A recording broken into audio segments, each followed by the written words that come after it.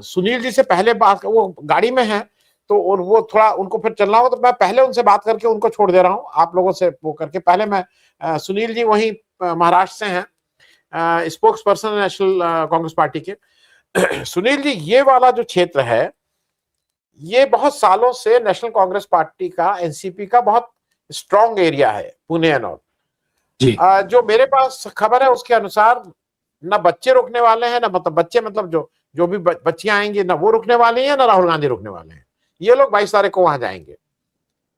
ये सारा कुछ करके ये कौन, किसने राय दी? क्योंकि ये हुक्म तो आया है लगता है दिल्ली से, क्योंकि मैं अभी भी मानता हूं कि जो महाराष्ट्र की सरकार है उसके पास इन लोगों से बेटर सेंस है, दिल्ली वालों से।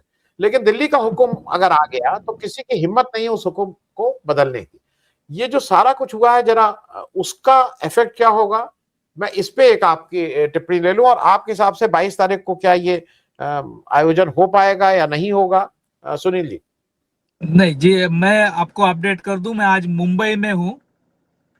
मुंबई में हमारे जो विधायक है राहुल रोहित जी पवार, उनके साथ सीईटी जो कॉमन एंट्रेंस टेस्ट है उसका हेड ऑफिस है कमिश्नर का, वहां आया था। मैं ट्रैवल कर रहा था, आपके शो के लिए मैं रुका हूं। अभी हम पूरी तरह से बात कर सकते हैं, कोई इश्यू नहीं है।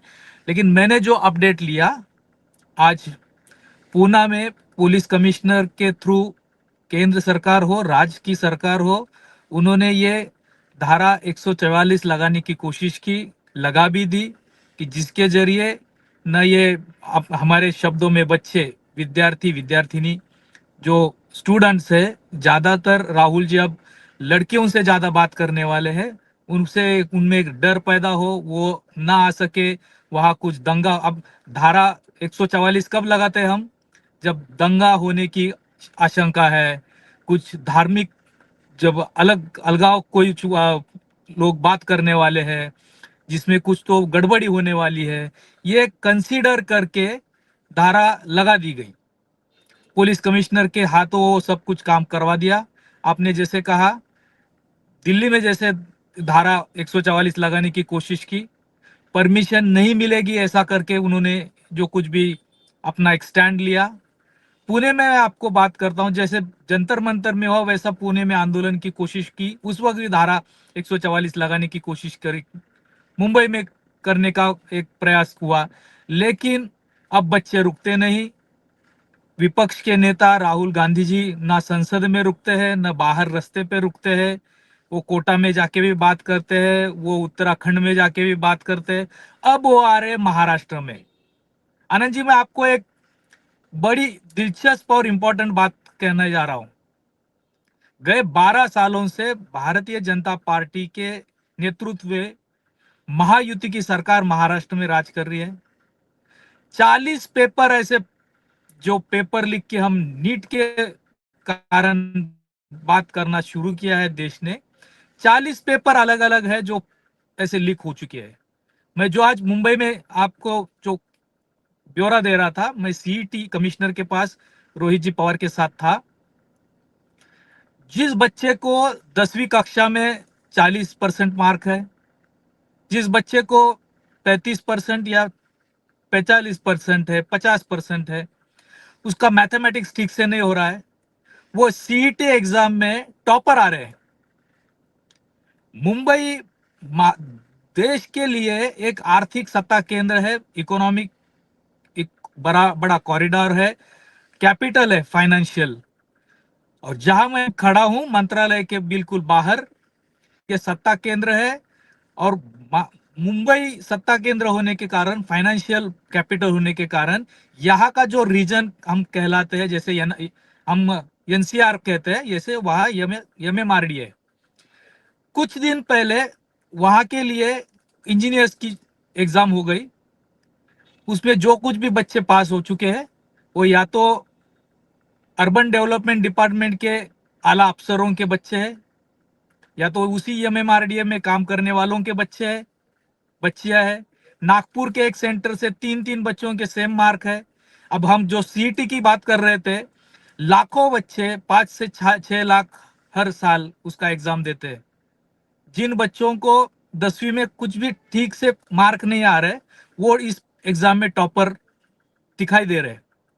इसके बाद ये मार्क्स के ऊपर ये लोग बड़े अच्छे, जो पूना का सीओईपी नाम का एक इंजीनियरिंग कॉलेज है, अंग्रेजों के जमाने से चलता आ रहा, उनमें टॉपर होने के कारण एडमिशन ले रहे हैं।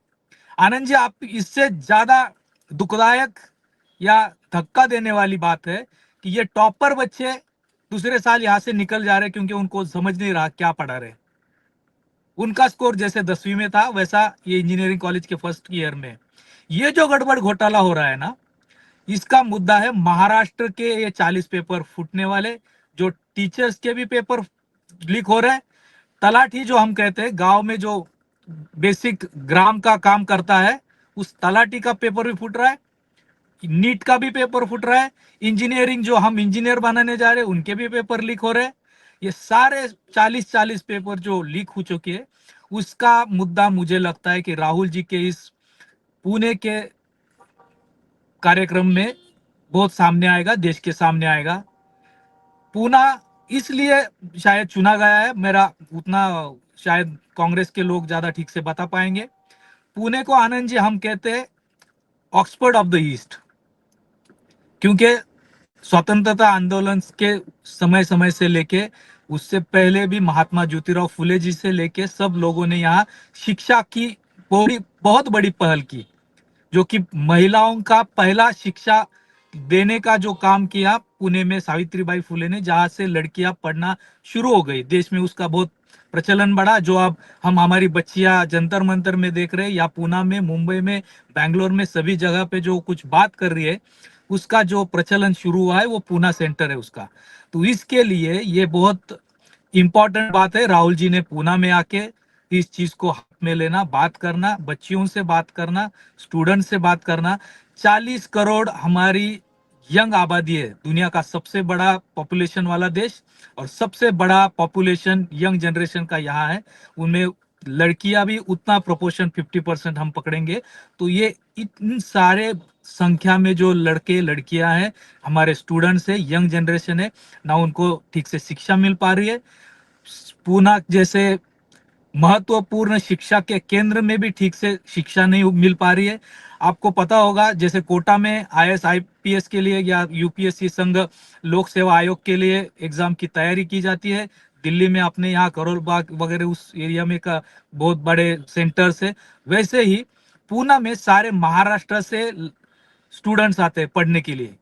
हजारों स्टूडेंट्स वहाँ जमते हैं, हर साल में उनका पढ़ाई का काम होता है।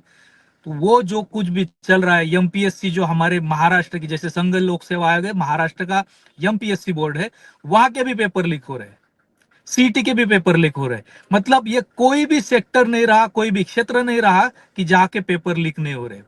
मतलब गांव के छोटे कद वाले अफसर या कर्मचारी से लेके डॉक्टर तक के सारे जो कुछ भी ये व्यवस्था बनी हुई है, ये शर्मनाक है।